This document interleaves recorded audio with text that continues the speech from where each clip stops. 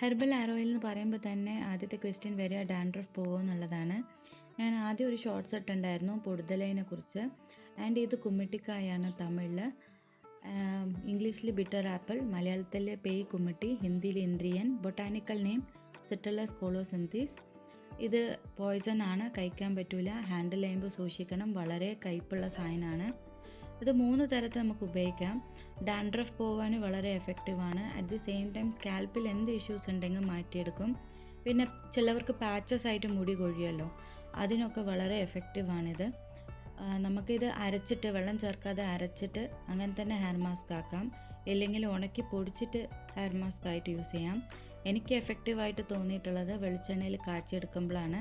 ഇത് സീസണൽ ആയതുകൊണ്ട് തന്നെ ഉണക്കി വെക്കലാണ്. ഇതാണ് ഇതിൻ്റെ നാച്ചുറൽ കളറ്. വളരെ എഫക്റ്റീവാണ്. ട്രൈ ചെയ്ത് നോക്കുക കിട്ടുമ്പോൾ. Thank you. Happy gardening.